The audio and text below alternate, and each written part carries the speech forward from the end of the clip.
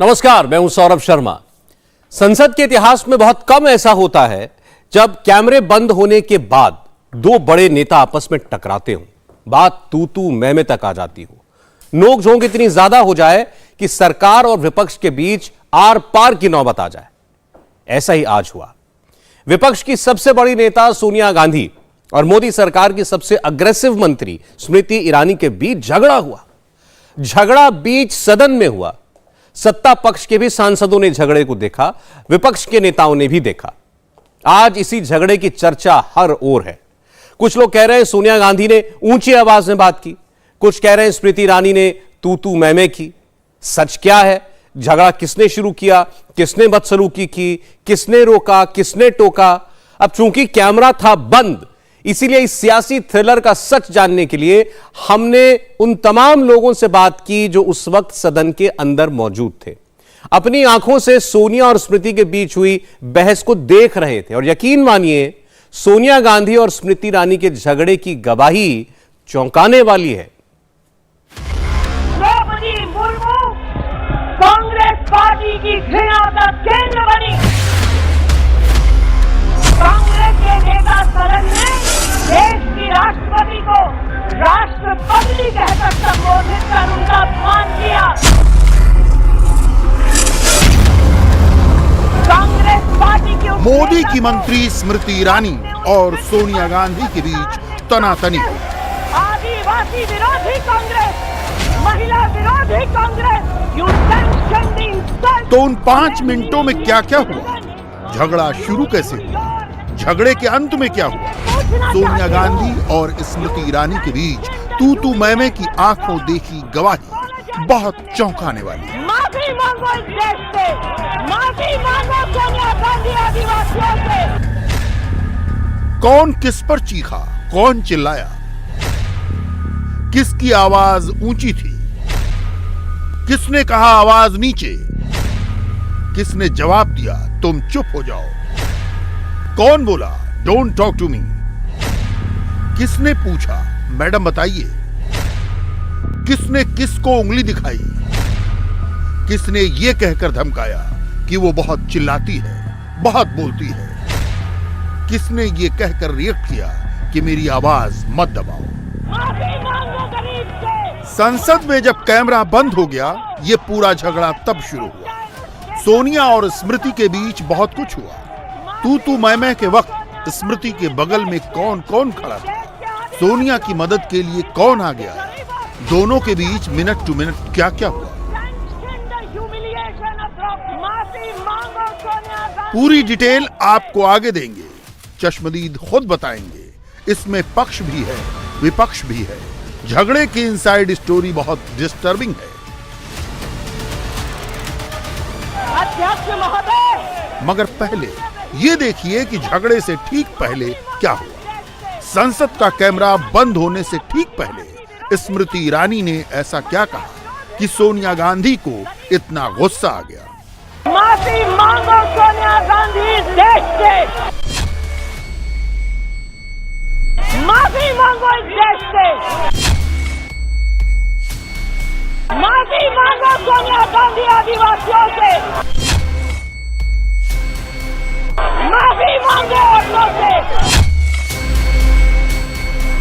Apologize to the nation. माफी मांगो गरीब से। सोनिया सेना के खेमे पर मोदी की सेना का सबसे बड़ा, सबसे तीखा, सबसे करारा हमला हुआ। सोनिया गांधी चुपचाप सुनती रही, मोदी की सेना नॉन स्टॉप गरजती रही। आदिवासी विरोधी कांग्रेस, महिला विरोधी कांग्रेस, द्रौपदी मुर्मू कांग्रेस पार्टी की घृणा का केंद्र बनी। द्रौपदी मुर्मू को कठपुतली कहा, द्रौपदी को अमंगल का प्रतीक कहा। कांग्रेस पार्टी आदिवासी महिला का ये सम्मान पचा नहीं पा रही। अधीर रंजन चौधरी ने द्रौपदी मुर्मू जी का अपमान वापस नहीं लिया। सदन के भीतर कांग्रेस आलाकमान पर मोदी एंड टीम का ऑल आउट अटैक। सदन के बाहर भी कांग्रेस को बहुत बड़ा सेटबैक। कल तक यही कांग्रेस, यही राहुल मोदी घेरो अभियान चला रहे थे, मगर चंद घंटों के भीतर पासा पलट गया। मोदी को मौका मिल गया, विरोधियों के हाथ से मौका निकल गया। शर्म करो, डूब मरो, माफी मांगो वाले टैगलाइन के साथ सोनिया, राहुल, कांग्रेस सबके पोस्टर्स छप गए, नारे लगने शुरू हो गए। सोनिया गांधी माफी मांगे, माफी मांगे, माफी मांगे। राष्ट्रपति जी करते हुए आप लोग इस बात को लेकर ये हंगामा, ये बवाल लोकसभा में कांग्रेस के नेता अधीर रंजन चौधरी के एक बयान से। अधीर रंजन चौधरी ने राष्ट्रपति द्रौपदी मुर्मू को लेकर कुछ ऐसा कहा कि देश के भीतर तूफान आ गया, सियासी भूचाल आया। मगर शुरुआत में 3 बार कैमरे पर आने के बाद भी अधीर रंजन चौधरी ने यही कहा, वो माफी नहीं मांगेंगे, अपना बयान वापस नहीं लेंगे। पहले बयान नंबर 1 सुनिए। माफी मांगने की सवाल ही नहीं, माफी किस लिए, चूक हो गए। कल भी ये ना हो बताई, कल भी मैंने ये कहा कि हम राष्ट्रपति जी भवन जाना चाहते हैं और राष्ट्रपति बोलने का तुरंत बाद मुंह से निकल गया राष्ट्रपति जी के साथ मिलना चाहते हैं। अधीर रंजन चौधरी का माफी न मांगने वाला पहला बयान सुबह करीब 10 बजे आया। आपने अभी अभी ऑडियो भी सुना, मगर इसके तुरंत बाद जब माफी वाला यही सवाल कैमरे पर सोनिया गांधी से पूछा गया तो उन्होंने ये कह दिया कि अधीर रंजन चौधरी ने तो माफी मांग ली है। Ma'am, will you ask Adhir to apologize? Ma'am, will you ask Adhir to apologize? He has already apologized. Sonia Gandhi का ये बयान लोकसभा की कार्यवाही शुरू होने से ठीक पहले आया और इसी के बाद सदन के भीतर हंगामा शुरू हो गया। सदन के बाहर सोनिया गांधी माफी मांगो की भूमिका बनी, मगर असली खेला तो लोकसभा के भीतर हुआ। लोकसभा स्पीकर के राइट साइड में एनडीए का खेमा था। Smriti Irani full on aggressive थी। स्मृति के साथ साथ बीजेपी के बाकी सांसद भी सोनिया गांधी पर तंज कस रहे थे, माफी मांगने को कह रहे थे, जबकि लोकसभा स्पीकर के लेफ्ट साइड में बैठा विपक्ष शुरुआत में सब कुछ चुपचाप सुन रहा था। उस वक्त अधीर रंजन चौधरी भी वहीं थे, सोनिया गांधी भी अपनी सीट पर ही बैठी थी। शोर शराबा बढ़ा तो लोकसभा की कार्यवाही स्थगित करनी पड़ी। आज 12 बजे तक स्थगित की जाती है। कैमरा ऑफ होते ही सोनिया गांधी सीधे बीजेपी सांसदों के करीब पहुंच गए। उस वक्त बीजेपी की रमा देवी वहीं थी। सोनिया ने शुरुआत में उन्हीं से बात की। इन्होंने क्या सुना, क्या देखा, कैसे रिएक्ट किया, थोड़ी देर में बताएंगे। पहले ये देखिए कि अंदर हुआ क्या। सोनिया गांधी अपने साथी सांसदों के साथ जब बात करने पहुंची तो पूछा कि आप लोग मेरा नाम क्यों ले रहे हैं। इस पर रमा देवी ने जवाब दिया कि हम लोग उस टिप्पणी के लिए माफी मांगने को कह रहे हैं जिसमें राष्ट्रपति का अपमान किया गया है। इस पर सोनिया ने कहा कि आप हमारा नाम नहीं ले सकते। तभी स्मृति ईरानी आई और कहा कि ma'am, may I help you. Smriti ने यह भी कहा कि मैंने आपका नाम लिया था, नाम क्यों नहीं ले सकते। और इसके जवाब में सोनिया ने स्मृति को रिप्लाई दिया, डोंट टॉक टू मी, तुम चुप रहो। फिर स्मृति ने भी रिएक्ट किया और कहा कि मैं क्यों चुप रहूं। उसके बाद सोनिया गांधी ने उंगली दिखाते हुए स्मृति ईरानी से कहा कि तुम मेरा नाम बिल्कुल नहीं ले सकती। हाउस में महिला हमारे सांसद के पास आकर के आज जब श्रीमती सोनिया गांधी ने बात की, उस समय कोई और भी सांसद बगल में आकर के क्या है, क्या हो गया, क्या बात हो रही है, ऐसे पूछने में you don't talk to me ऐसे करके दूसरे सांसद को ऑलमोस्ट थ्रेटनिंग आवाज से बात की है। ऐसे में दम खाए, ये मंत्रीगण भी बोल रहे हैं, हमारे साथ भारती पवार जी भी बोल रहे हैं। सो एक अपॉलजी नहीं है, दूसरा मिसलीड कर रही हो, नैने आदिर ने अपॉलजी कर दिया, तीसरे बाकी सदस्यगण को भी ऐसे कठोर, ऐसे थ्रेटनिंग तरीके से बात भी करना, ये क्या तरीका है। She is the leader of the party, apology मांगने से पहले ये सब भी सोचना चाहिए। ऊपर से अपॉलजी नहीं मगर धमकियां। मैं इसको खंडन करती हूं और डिमांड करती हूं श्रीमती सोनिया जी से, बाहर आइए, ग्रेसफुली माफी मांगिए देश के सामने। आदिर रंजन चौधरी जी उसी बात में अड़े होकर के बोलते हैं क्षमा मांगने का कुछ भी है नहीं विषय। और दूसरी ओर श्रीमती सोनिया गांधी सेंट्रल हॉल से बाहर आते हुए कोई पत्रकार लोग उनसे पूछे कि ये क्या है, वो आदिर जी अपॉलजी मांगेंगे, और बहुत ही सख्ती से नहीं, he had already apologized, ये शब्द श्रीमती सोनिया गांधी ने बताया। जबकि ये बोल रहे हैं आदिर चौधरी बोलते हैं अपॉलजी का कुछ भी नहीं बात बनता है। कांग्रेस पार्टी के उस नेता को अपने सदन के भीतर हुई बहसबाजी और तू मैमे के दौरान हालात बेकाबू होने लगे। बीच बचाव की स्थिति पैदा हुई। तब दोनों तरफ के सांसद आमने सामने आ गए, नारेबाजी होने लगी। तब गौरव गोगोई, सुप्रिया सुले भी बीच में पड़े। उस वक्त टीएमसी और एनसीपी के सांसद सोनिया गुट को पीछे ले गए, जबकि संसदीय कार्य मंत्री प्रहलाद जोशी और मेघवाल ने बीजेपी के सांसदों को शांत कराया। उस वक्त एग्जैक्टली और क्या हुआ था, पहले एक पक्ष से सुनिए। क्या हुआ था उस वक्त लोकसभा में? हाउस एडजर्न हुआ, हम लोग बैठे हुए थे, सोनिया गांधी माफी मांगो नारा चल रहा था। सोनिया जी आई, क्यों मेरा नाम लिया जा रहा है? तो हम कहे कि आप पूछिए, अपने नेता चुनकर रखी हुई हैं, उससे पूछिए जाकर वो क्या क्या बोला। एक देश के राष्ट्रपति को राष्ट्रपत्नी बोल रहा, ये कोई तरीका है बोलने का? क्या वो जो दलित हो, महादलित हो, जनजाति हो, आदिवासी हो, अगर वो राष्ट्रपति बनी है तो देश के राष्ट्रपति बनी है ना। तो आप इस तरह का बात तो पूछिए उससे जाकर। स्मृति जी इसी पर बोली कि आपको पता होनी चाहिए, आप ऐसा नेता चुनकर दी हुई हैं, तो माफ़ी मांगने की बात हो रही है, माफ़ी मांगिए आप। तो वो अपना कहीं कि आपसे बात नहीं कर रहे। सोनिया जी बोली आपसे बात नहीं कर रहे, तो कहीं क्यों नहीं बात करिएगा? हमारे देश के राष्ट्रपति को इस तरह ह्यूमिलेट कीजिएगा आप लोग और हमसे बात नहीं कीजिएगा, इतने हो गया। क्या धमकी के तौर पे कहा सोनिया गांधी स्मृति जी को? नहीं, धमकी क्या देगी, बेचारी अपने बेचैन है, परेशान है। ये कहानी एक दिन की नहीं है, बिल्डअप पिछले 3 दिनों का है। आज तो सिर्फ गुब्बारा फटा है।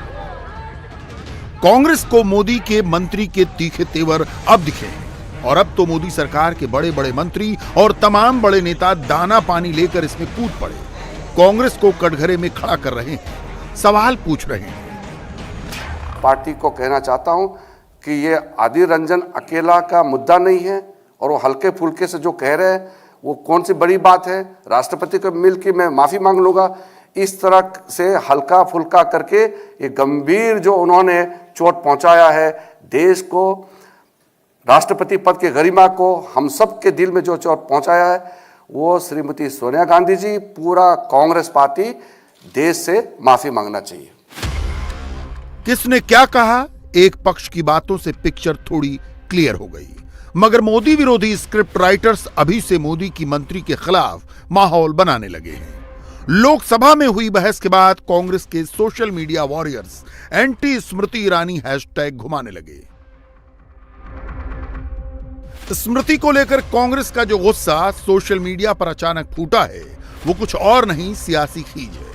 मोदी के सियासी विरोधियों का फंडा क्लियर है, रोकना नहीं, टोकना नहीं, फिर चाहे इसके लिए कांग्रेस के इकोसिस्टम को एक महिला के लिए आपत्तिजनक बातें ही क्यों न कहनी पड़े।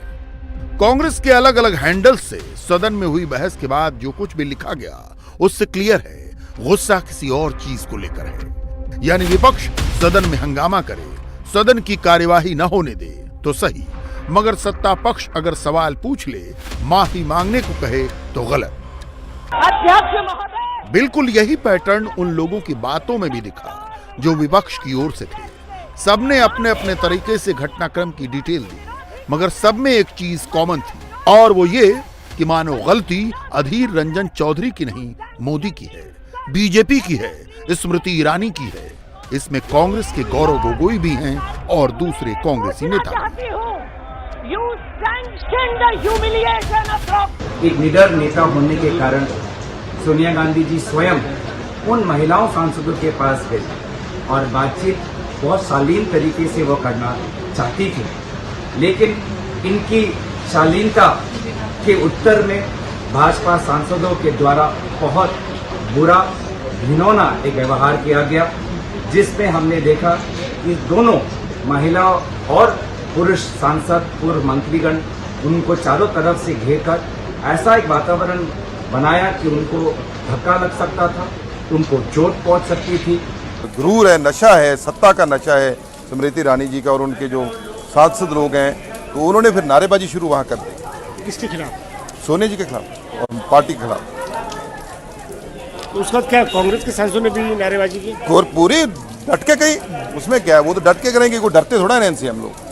जब स्थगित हो गई 4 बजे तक के लिए तो हम लोग वापस आ रहे थे, लेकिन जब पीछे से नारेबाजी हुई और कुछ बातें ज़्यादा जोर से सुनी तो सोनिया जी एकदम पीछे होके रमा देवी के साथ में जाके बात करने का उन्होंने मन बनाया। रमा देवी अपनी सीट पर बैठी हुई थी, ट्रेजरी बेंच हुई थी, हाँ, तो वहाँ वो गई, खुद गई हैं और हम लोग पीछे पीछे गए हैं उनके, लेकिन हमें लगता ही नहीं है कि 1 मिनट में क्या बात हुई होगी और 1 मिनट के अंदर ही ये हो हल्ला होना और उनका स्मृति ईरानी जी का आना पीछे से और उंगली उठा के इस तरह से बात करना, ये सोनिया गांधी चिल्लाती है, बात नहीं करने, इस तरीके से बातें। क्या स्मृति ईरानी ने इस तरह से कहा कि सोनिया गांधी चिल्लाती हैं, बात नहीं करनी? जी हाँ, आप लोग तो चाहें तो देख सकते हैं, फुटेज वगैरह भी तो उनके पास होगा। सत्ता पक्ष के हैं, इसका ये मतलब नहीं है कि हम लोग विपक्ष में हैं, कम हैं तो हम लोगों के ऊपर कुछ भी बोला जाए, हमारी नेता के ऊपर कुछ भी आरोप लगाया जाए, उनका ही नहीं किसी का भी सम्मान यदि नहीं किया जाएगा तो हम लोग खड़े हैं लड़ाई में।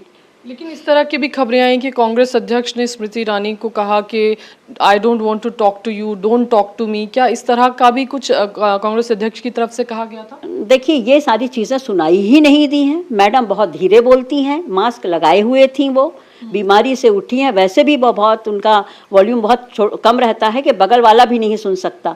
मुझे तो लगता ही नहीं है कि उन्होंने ये बातें कही हैं, और इस तरह से एक इतनी बड़ी हस्ती के ऊपर इस तरह उंगली उठाना ये शोभा नहीं देता। कांग्रेस के नेता अपनी अध्यक्षा को क्लीन चिट दे रहे हैं, स्मृति ईरानी को कटघरे में खड़ा कर रहे हैं, मगर जिस वक्त सदन के भीतर और बाहर ये पूरा हो हल्ला मचा था, उस वक्त शरद पवार की बेटी सुप्रिया सुले भी वहीं थी। वो उस जगह पर तो नहीं थी जहां तू मैं हुई, मगर पूरे घटनाक्रम की इनसाइड इंफॉर्मेशन उनके पास भी है। जब मुझे ध्यान में आया कि यहाँ थोड़ी सी ऊंची आवाज़ में सब एक दूसरे से बात कर रहे हैं, तब मैं गई, मैंने सोनिया जी से विनती की कि हम लोग यहाँ से चलते हैं, और हम वहाँ से निकल के मैं उनके गाड़ी तक उनको छोड़ने गई। लेकिन बीजेपी का आरोप है कि सोनिया गांधी ने स्मृति ईरानी को धमकी दी। ये तो मैंने तो नहीं सुना था, मैं वहाँ थी भी नहीं और सुना भी नहीं। बहुत सारे लोग थे, बहुत सारे लोग साथ में बहुत सारी चीज़ें बोल रहे थे, तो मुझे नहीं लगता वही दो बता सकते, लेकिन मुझे जितना पता है और मुझे समझा है, सोनिया जी रमा देवी जी से बात कर रही थी, इतना साफ साफ।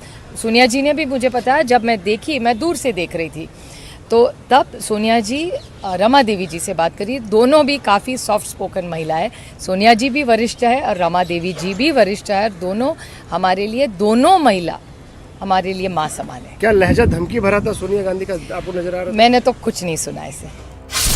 बहरहाल अब इस पूरे मामले का सच सीसीटीवी पर आकर अटक गया है। कांग्रेस के 18 सांसद पूरे घटनाक्रम की सीसीटीवी फुटेज की मांग कर रहे हैं, स्पीकर से भी मिले हैं, मामले को विशेषाधिकार समिति में भेजने की भी मांग की है। इसमें अधीर रंजन चौधरी भी शामिल हैं। मैं इस अभद्र टिप्पणी के लिए कांग्रेस सांसद और कांग्रेस की निंदा करता हूं। अपने इस निंदनीय कृत्य के लिए उन्हें देशवासियों से माफी मांगनी चाहिए। यह देश इस प्रकार के किसी भी अवांछनीय टिप्पणी को कभी स्वीकार नहीं कर सकता है। कांग्रेस पार्टी अपनी इस जवाबदेही से मुकर नहीं सकती, क्योंकि इस सियासी उठापटक का केंद्र बिंदु अधीर रंजन चौधरी हैं। शुरुआत उन्होंने ही की, पहले माफी नहीं मांगी, बार बार चूक और एरर वाली स्क्रिप्ट पढ़ी, सोनिया गांधी के फेवर में जबरदस्त बैटिंग की, मोदी पर अटैकिंग बातें बोली। मैं कहा माफी मांगने के बाद कहा, मैंने कहा चूक हो सकता है, अगर राष्ट्रपति जी को बुरा लगा मैं खुद राष्ट्रपति से मिलकर माफी मांगूंगा जरूरत पड़े तो, लेकिन ये पाखंडी के साथ, ये पाखंडी के पास क्यों है मैं इतना माफी मांगने की बात आते हैं। मैं तो कुछ किया नहीं है, गलती एक एरर हुआ है, चूक हुआ है, बड़े आसानी से वो तरीका सोच लिया कि ये राय को अभी पहाड़ बनाओ। क्यों अधीर चौधरी ने राष्ट्रपति का, मैंने सुबह से कहना है चूक हुआ है, चूक हुआ है, चूक हुआ है, फांसी में लटका दो। बस एक बार चूक किया, इसमें सरकार की नापाक इरादे को स्पष्ट कर दिया सरकार ने। अन्याय अगर किया, दोष अगर किए होंगे तो मैंने किया, फांसी पे लटकाना है तो मुझे लटकाओ। अगर मैं खून किया तो दूसरे क्यों फांसी पे चढ़ेगी? अगर मैंने किसी को खून किया तो मैं फांसी पे चढ़ूंगा, मैंने कहीं गलती किया तो मैं फांसी पे चढ़ूंगा। मैं अगर कोई गलती किया तो मेरे खिलाफ जो कार्रवाई करना है करो। मैडम को क्यों इसमें तुम शामिल करना चाहते? इसके मतलब तुम्हारे नापाक इरादे जो है वो इरादे तुम खुद साफ कर रहे हो। बाद में अधीर रंजन चौधरी को अपनी गलती का एहसास तो हुआ, मगर यहां भी वो कांग्रेस के नेताओं का एग्जाम्पल देते दिखे। किसने सोनिया को कब कब क्या क्या कहा ये कहते सुनाई दिए, खुद को डिफेंड करते दिखे, मगर बीजेपी इस मामले को इतनी आसानी से नहीं छोड़ने वाली। एक सैंपल आपकी स्क्रीन पर है। जब अधीर अपनी बात रख रहे थे तो पीछे से बीजेपी के नेता सोनिया गांधी माफी मांगो और अधीर रंजन चौधरी माफी मांगो के नारे लगा रहे थे। मैं हिंदुस्तान की राष्ट्रपति पद को, चाहे वो ब्राह्मण हो, चाहे वो आदिवासी हो, चाहे मुसलमान हो, जो भी हो, कोई भी हो, तो हमारे लिए सर्वोच्च पद होते हैं, उनको सम्मान हम करना जानते हैं। इस पूरे विवाद में अब तक प्रधानमंत्री मोदी ने कुछ नहीं बोला, मगर आज मोदी ने इशारों इशारों में सोनिया गांधी को भी जवाब दिया और अधीर रंजन चौधरी समेत कांग्रेस के पूरे इकोसिस्टम को भी सभ्य और शालीन अंदाज में राष्ट्रपति पद की गरिमा क्या होती है इसका मतलब समझा दिया।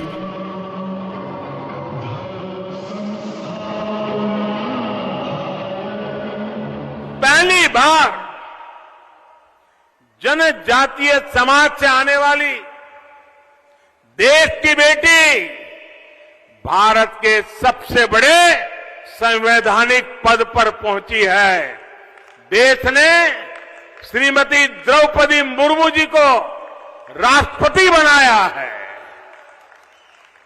ये 130 करोड़ से अधिक भारतवासियों के लिए बहुत गौरव का क्षण है। क्या दिन देखकर, दिन चुनकर मर्डर किए जा रहे हैं? पहली हत्या उमेश कोले, दिन कौन सा था याद कीजिएगा। दूसरा मर्डर कन्हैया लाल का, दिन क्या था वो भी याद कीजिए। और तीसरा कत्ल प्रवीण, वो दिन कौन सा था? मंगलवार। कैलेंडर पलटिए, तारीख और दिन देखिए। हमने भी जब इस स्टोरी की तहकीकात शुरू की, रिसर्च की, तो एक बार हमें भी यकीन नहीं हुआ क्या दिन देखकर, तारीख देखकर, शहर देखकर, धर्म देखकर कत्ल किए जा रहे हैं। कोई तो है जो सोशल मीडिया मॉनिटर कर रहा है। किसी ने अगर कुछ लिखा तो उस व्यक्ति को ढूंढा जाता है, फिर दिन देखकर सर तन से जुदा किया जाता है। पूरी बात इस रिपोर्ट से आपको समझाते हैं। तारीख 21 जून, दिन मंगलवार, उमेश कोहले का सर तन से जुदा किया गया। तारीख 28 जून, दिन मंगलवार, कन्हैया लाल की गर्दन काटी गई। तारीख 26 जुलाई, दिन मंगलवार, प्रवीण की हत्या।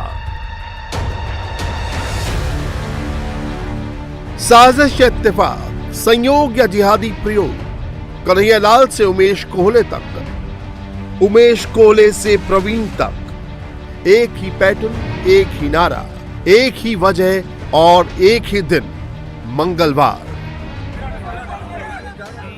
मंगलवार को ही सर तन से जुदा किया गया। जिहादियों ने मंगलवार को ही गर्दन काटी। एक बार सुनने में यकीन नहीं होगा, लेकिन जब कैलेंडर के पन्ने पलटाएंगे तो ऐसा ही फैक्ट सामने आएगा, जो जितना हैरान करता है उतना ज्यादा परेशान भी।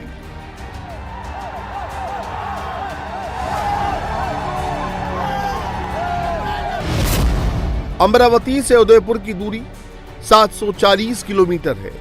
राज्य अलग अलग है, भाषाएं अलग अलग है, संस्कृति अलग अलग है, लेकिन अमरावती में उमेश कोहले की गर्दन भी मंगलवार को काटी जाती है और उदयपुर में कन्हैया लाल का सर तन से जुदा भी मंगलवार को किया जाता है। उदयपुर से बेल्लारे की दूरी 1400 किलोमीटर है, लेकिन वहां पर भी प्रवीण की हत्या मंगलवार को होती है। इससे पहले शुक्रवार को सर तन से जुदा का नारा लगाया गया था।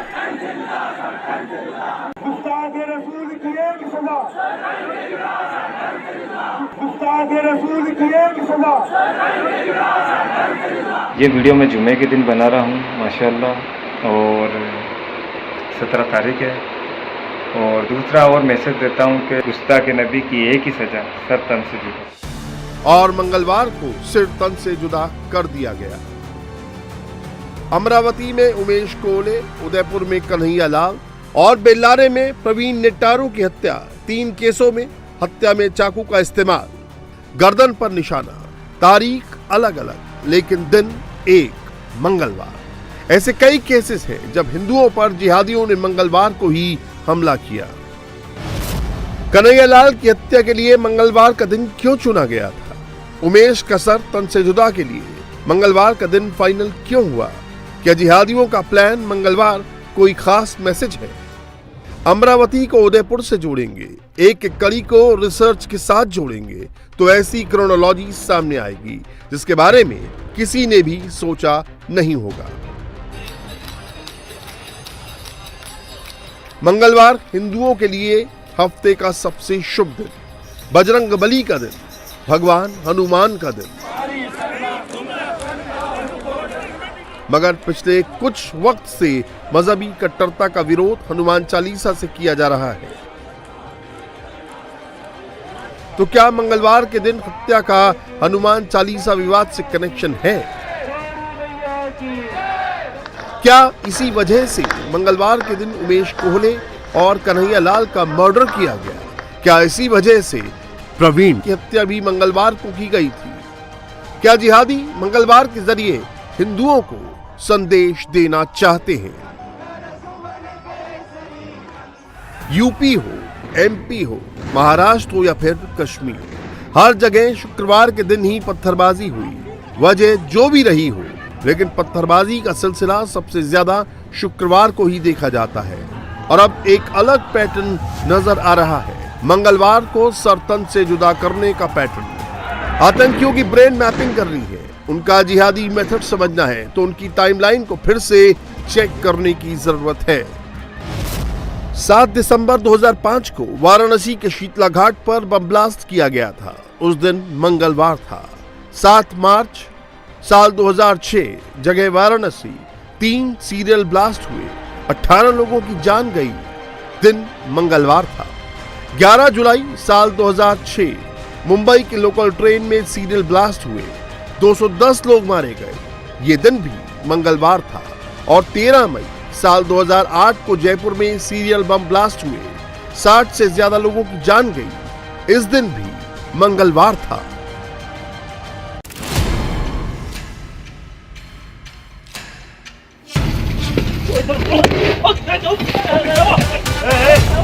जब आतंकी किसी खास दिन ही बार बार हमला करते हैं, एक ही दिन में एक ऐसी साजिश रचते हैं, तो ये उनका माइंड गेम भी होता है। एक्सपर्ट दूसरा तर्क ये भी देते हैं, एक दिन फिक्स करने से आतंकी साजिश में जितने स्लीपर सेल जुड़े होते हैं, उनसे संपर्क टूटने पर भी वो टारगेट डे के मुताबिक काम करते रहते हैं। कन्हैया लाल और उमेश कोहले की हत्या में भी बराबर प्लानिंग की गई थी, बाकायदा रेकी भी हुई थी। किस हथियार से कैसे वार करना है ये भी तय हुआ था। तो हो सकता है दिन मंगलवार भी खास वजह से चुना गया होगा। जब बार बार निर्दोषों का खून बहता है तो आक्रोश की गूंज ऐसी होती है। जब बार बार एक ही समुदाय को निशाना बनाया जाता है, जब बार बार जिहादी खून का खेल खेलते हैं, तो गुस्सा ऐसे ही भड़कता है। सुरक्षा के नाम पर वोट मांगा था, आतंक से मुक्ति के नाम पर वोट मांगा था, चैन से जीने के लिए वोट मांगा था, लेकिन जब हर एक वादा टूट गया तो सब्र का बांध भी आखिर टूट ही जाता है। मुख्यमंत्री के आगमन पर भी विरोध की तस्वीरें आप देख रहे हैं। किस तरह से देखिए लोग जो हैं न्याय की इंसाफ की मांग कर रहे हैं। मुख्यमंत्री ने यहाँ कहा कि 25 लाख का कॉम्पनसेशन दिया जाएगा। साथ ही उन्होंने ये कहा कि जरूरत पड़ी तो यूपी से भी सख्त मॉडल यहाँ पर इस्तेमाल किया जाएगा। लेकिन लोग जिस तरह से एक हिंदू कार्यकर्ता की यहाँ पर हत्या हुई है उसके बाद लोगों में रोष है। सीएम लगातार लोगों से बात करने की कोशिश भी कर रहे हैं लेकिन लोगों का गुस्सा कम होने का नाम नहीं ले रहा है। यहाँ पर जो कार्यकर्ता दूसरे बड़े नेता हैं वो समझाने की कोशिश कर रहे हैं, लोगों को चुप रहने की कोशिश कर रहे हैं। देखिए किस तरह से सीएम को यहाँ से अब जाना पड़ रहा है। सीएम ने परिवार को सांत्वना दी। उन्होंने कहा कि वो परिवार के लिए जो भी संभव हो पाएगा वो करेंगे।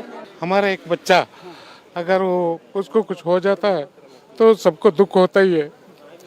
तो नॉर्मली सब इसका पीछे कुछ भी हो उनको पकड़ के ऐसा सजा दो। लेकिन आपको ऐसा लग रहा है कि सरकार नहीं कर पा रही है यहाँ पर? देखो हम तो यहाँ का जो गांव वाले हैं हमें तो सब समझते नहीं है सरकार क्या कर रहा है या कोई क्या कर रहा है। वो जो केरल के और केरला बाजू है और ये इस्लामिक टेररिज्म बहुत ज़्यादा जगह में चलता है। वो उसके ऊपर जबरदस्त कानून नहीं आया है तो जबरदस्त जैसा वो यूपी का जैसा कानून नहीं आया है तो वो उसका कंट्रोल नहीं होता है। लोग यहाँ पर गुस्सा है, वो सीएम के पास जाना चाहते हैं, सीएम से इंसाफ की मांग करना चाहते हैं। यही वजह है कि आप देख रहे हैं कि सीएम के कॉन्वॉय के पीछे भी लोग लगातार जा रहे हैं। सीएम से वो सवाल पूछना चाहते हैं, वो ये जानना चाहते हैं कि एक हिंदू कार्यकर्ता की इतनी बर्बर हत्या कर्नाटक में कैसे हो गई। ये पहली वारदात नहीं है, इससे पहले भी पिछले 3 महीनों में 3 हिंदू कार्यकर्ताओं की हत्या यहाँ पर की गई है। इसी वजह से वो रोष जो है देखने को मिल रहा है, लोगों में ये गुस्सा है। ये आंसू उस प्रवीण के लिए निकल रहे हैं जो धर्म के लिए, लोगों की मदद के लिए सबसे आगे रहता था। प्रवीण की पत्नी, उनका पूरा घर सदमे में। प्रवीण का परिवार हिंदी में सही से बात नहीं कर सकता, इसीलिए हमारे संवाददाता टी राघवन उनकी बातों को हिंदी में अनुवाद करके बताएंगे। ಏನಾದರೂ ಆಯಿತು ಅಂತ ಹೇಳಿದರೆ ಅವರು ಓಡಿ ಹೋಗೋರು। ಸಾಮಾಜಿಕ धार्मिक ಎಲ್ಲ ಕ್ಷೇತ್ರಗಳಲ್ಲೂ ಅವರು जितनी भी उन्होंने कमाई की थी उसका 80% जो है वो वापस वो समाज को दे देते थे। लोगों की हेल्प के लिए हमेशा आगे रहते थे। कोई भी व्यक्ति अगर तकलीफ में होता तो सबसे पहले प्रवीण उस व्यक्ति के पास पहुंचे थे। धर्म के काम में भी वो बढ़ चढ़कर हिस्सा लेते थे। बहुत पॉपुलर थे इस इलाके में। हमने देखा जिस तरह से उनकी अंतिम यात्रा निकली थी, जनसागर यहाँ पर उमड़ा था। इसलिए ये पता चलता है कि वो कितने पॉपुलर व्यक्ति यहाँ पर थे। ಅವ್ರು ಮಾಡಬೇಕು। ಈಗ ಅವರ ಕೊಲೆ ಆಗಿ ಈಗ ಆಯಿತು, ಇನ್ನು ಸ್ವಲ್ಪ ಹೊತ್ತಾದ್ರೆ 24 ಗಂಟೆ ಆಗ್ತದಲ್ಲ, ಅವರ ಆರೋಪಿಗಳನ್ನು ಹಿಡಿಬೇಕು, ಅವರಿಗೆ ಗಲ್ಲು ಶಿಕ್ಷೆ ಆಗಬೇಕು। याकेंद्रे जो आरोपी हैं उनको तुरंत अरेस्ट किया जाना चाहिए, उनको फांसी की सजा दी जानी चाहिए ताकि यहाँ पर जो लोग हैं, जो खासकर हिंदू लोग हैं, वो सर उठाकर चल सकें। ನಾನು ಇನ್ನು ಏನು ಮಾಡೋದು ನನಗೆ ಗೊತ್ತಾಗ್ತಾ ಇಲ್ಲ। ಸಿಕ್ಕಿದ್ರೆ ಒಂದು ಗವರ್ನಮೆಂಟ್ ಕೆಲಸ ಕೊಡಿಸಲಿ ಅಲ್ಲ। देखिए ये दुख है। अब ये कह रही हैं कि अब इनकी हिम्मत भी नहीं हो रही है कि उस पोल्ट्री शॉप पर जाकर वो काम करें, क्योंकि इनका कहना है कि उनके पति की इस तरह से बर्बर हत्या कर दी गई है तो उनको कैसे हिम्मत होगी कि अब वो जाके वहाँ पर काम करें। परिवार के जो बाकी लोग हैं वो कह रहे हैं कि किसी तरह से कोई गवर्नमेंट जॉब प्रवीण की पत्नी को मिल जाए तो कम से कम परिवार का गुजर बसर हो सकता है, क्योंकि इस परिवार के आधार स्तंभ थे वो। उनका कहना है कि एक व्यक्ति इस पूरे परिवार का पालन पोषण कर रहा था। 3 बहन, माँ बाप, पत्नी के साथ में वो यहाँ रहते थे और समाज सेवा के काम में इतने तत्पर थे। उनकी इस हत्या ने बाकी जो हिंदू संगठनों के कार्यकर्ता हैं उनको नाराज कर दिया है। लोग रोष में हैं। उनका यह कहना है कि बीजेपी की सरकार होने के बावजूद यहाँ पर लगातार हिंदू कार्यकर्ताओं की बर्बर हत्या हो रही है। परिवार का भी यह कहना है कि अब इस मामले में जल्द से जल्द आरोपियों की गिरफ्तारी होनी चाहिए और उन्हें सख्त से सख्त सजा दी जानी चाहिए। हिंदुस्तान का एक हिंदू परिवार जिसने अपने बेटे को खो दिया, वो चाहता है हत्यारों पर ऐसी कार्रवाई हो ताकि हिंदू सिर उठाकर चल सके। 26 जुलाई को प्रवीण की हत्या होती है, लेकिन ये कत्ल किसने किया, क्यों किया, इस पहेली ने पुलिस को उलझा रखा है। लेकिन फिर सीसीटीवी में ऐसा कुछ दिखा जिसने साजिश को बेनकाब कर दिया। 26 जुलाई रात 8:01 का ये फुटेज देखिए। सड़क किनारे एक बाइक खड़ी हुई है। ये बाइक करीब 40 मिनट तक एक ही जगह खड़ी रहती है। फिर अचानक बाइक स्टार्ट होती है और आगे बढ़ती है। उसके तुरंत बाद दो लोग भागते हुए बाइक की तरफ जाते हैं। पुलिस को शक है यही लोग प्रवीण के कातिल हैं। पुलिस ने शफीक और जाकिर को गिरफ्तार किया है। जाकिर बेल्लारे से है और उसका पीएफआई से लिंक है। शफीक पास के इलाके सावनूर से है। जाकिर और शफीक जिन दो आरोपियों को अरेस्ट किया गया है प्रवीण नेट्टारू के मर्डर केस में, उन्हें देखिए किस तरह से यहाँ से बेल्लारे पुलिस स्टेशन से ले जाया जा रहा है कोर्ट में प्रोड्यूस करने के लिए। पुलिस ने कहा है कि जो है उनकी कस्टडी ली जाएगी, पुलिस कस्टडी में लेकर उनसे आगे की जांच की जाएगी। ये जाकिर और शफीक हैं, आप जिनको स्क्रीन पर देख रहे हैं, ये दो आरोपी हैं जिन्हें प्रवीण जो है उनके मर्डर में इनको अरेस्ट किया गया है और यहाँ से कोर्ट ले जाया जा रहा है जहाँ पर प्रोड्यूस किया जाएगा। जिस तरह से जो जांच हुई है अब तक की, उसमें पता चला है कि जो जाकिर और प्रवीण दोनों जो अक्यूज थे उनका पीएफआई से संबंध है। शफीक के परिवार ने बताया है कि जो शफीक जो था वो पीएफआई का वर्किंग प्रेसिडेंट है और इसी तरह से जो जाकिर यहाँ से सावनूर अगले गांव का रहने वाला है, उसके बारे में भी ये कहा गया है कि उसके पीएफआई से लिंक थे। इंडिया टीवी हर वक्त हर जगह डाउनलोड करने के लिए सर्च करें India TV news Google play store या ऐप स्टोर पर।